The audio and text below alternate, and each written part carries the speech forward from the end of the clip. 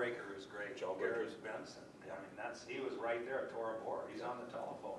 Get the Rangers here! Send 500 Rangers! Send them now! Just absolutely incredible. So they call over to Arlington, CIA headquarters, and Hank Crompton says, I'm going to the White House. Goes over to the White House.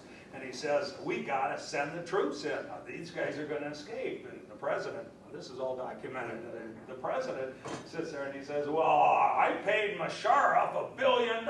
He promised me he was going to get troops on the border. He says, sir, satellite images show there are no troops. Osama bin Laden is going to get away. He's going to escape. They're out there. Their language skills are so good that they're actually on a satellite phone talking and praying with Osama bin Laden. Yeah, they got him on a telephone and they're praying. And so what happens? They say, well, we'll get back to you tomorrow morning on this. Well, that night they escape. Yes? Professor Schmitz talked a little bit about the First Gulf War, which is really a forgotten war. And the sort of obvious lessons in the Powell talk was repudiated. But I just want to, there must have been something going on internally. And I know there's sort of a Maureen Dowd kind of question, but the repudiation of Brent-Scowcroft and advice from the father. Did you deal with that in your book about how George Jr. doesn't listen to George Sr.? I cite Scowcroft's and George Sr.'s 99 book. So they don't go in and occupy Iraq, okay? Why? And then it's a big fat quote in there about, well, this is going to ruin the UN mandate. It was to liberate Kuwait. It's going to destroy the Arab unity, okay? So in other words, you got 7 neighboring countries that are in the coalition. Okay, you got 28 countries, 700,000 troops in the area, and you attack with 400,000. This is versus 160,000, okay?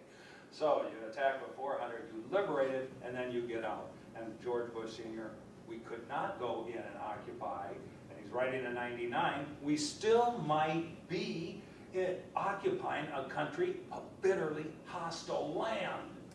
That's what he's saying, and I say to my students, shouldn't it be mandatory that sons have to read their father's books?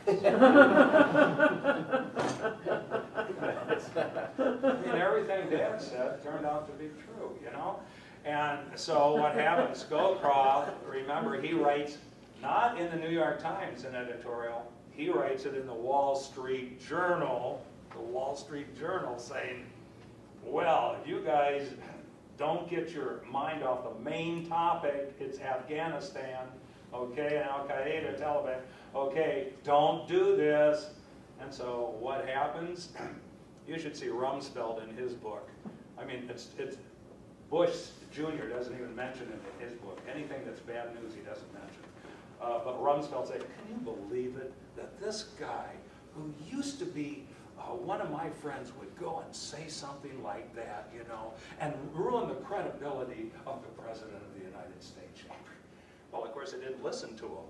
They didn't listen to him at all. And not only that, but they had General Shinseki, Chief of Staff of the Army, when he was asked, how many troops? Several 100,000. Wolfowitz immediately said, wildly off the mark, wildly off the mark, They would have had several 100,000, then they would have prevented the looting. And then just, after day 19 of the invasion, 18 days it took them to get Baghdad. 19, they start looting. The looting, and then they go in the bank, the largest heist ever. The eventual looting cost $12 billion. They still haven't got some of those pieces back. They got a lot of them. They kept them in the vault. But a lot of them they haven't got back from the Baghdad Museum. Jeez. So, and it was really interesting. There's only one ministry that we put tanks in front of. What? Oil. The Ministry of Petroleum. All the rest of them, go ahead and loot. And so what happened? Stability, Saddam's stability. We get a liberation and we get American chaos. Well, I mean, and then we didn't have the forces. And what were we doing to those forces? We're out there searching around for weapons of mass destruction, not guarding the armories. They go in and take tons and tons and tons of rifles and armaments out. And then what do? How about de-Ba'athification? Okay, order number one, we're going to de-Ba'athifize like we denazified. In Germany, there's a bad analogy. So de-Ba'athification, the only problem is almost everybody who worked for the government had to be a member of the Ba'ath Party, and over 50% of the country worked for the government, and that included kindergarten teachers. So they all got fired. And then, of course, order number two, Bremer, disband the army. They got colonels coming up to people that are quoted in Tom Rick's book. You know, they had colonels coming up, hey, I can get these guys back, you know, pretty soon. I can have 5,000 people here for security in Baghdad.